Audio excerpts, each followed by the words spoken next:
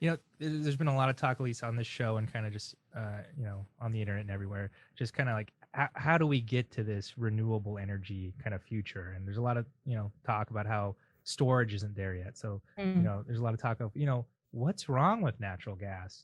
It burns clean. What's wrong with nuclear? Can you kind of address those two topics and kind of, I guess, where we are at kind of with the possibility of kind of using renewables and storing their energy?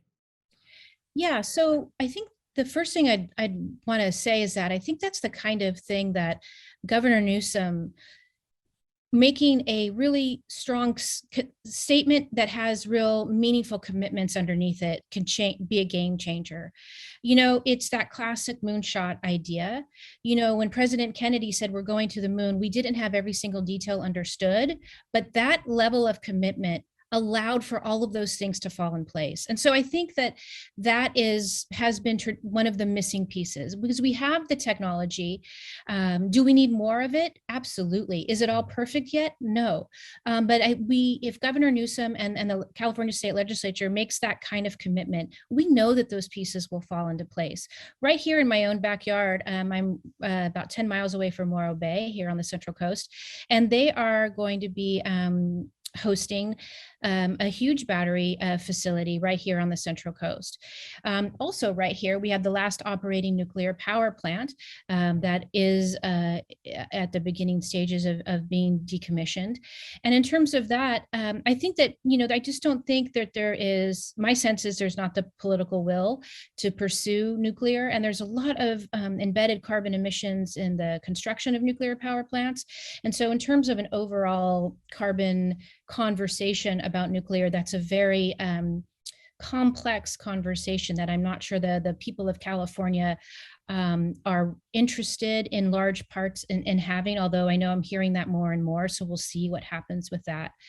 And the thing about methane gas is that not only is it toxic in terms of its impact on our climate, which we see every day with droughts, fires, et cetera, but it's toxic in and of itself as you're using it. So when you are going into your kitchen and turning on your gas stove, that is emitting toxic gas into your stove right where you and your children are.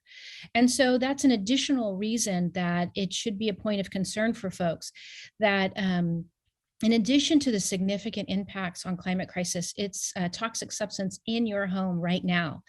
And I think another thing that people don't always connect the dots about is that methane gas is the byproduct of fracking. And fracking is, I think, detrimental and dangerous in multiple ways, not the least of which is that it puts our precious water at risk. And in a state that's famous or maybe infamous for seismic activity, it has a direct increase and impact on earthquakes. And again, being in the backyard of the last operating nuclear power plant in the state, which is on fault lines right here on the Central Coast, it makes me incredibly concerned and nervous to see the continuation of fracking, because I just think there's so many multiple dangerous aspects of fracking and then of its product, methane gas. Make sure you just click the button below and subscribe and hit that notification bell so you can keep up with all our news and updates.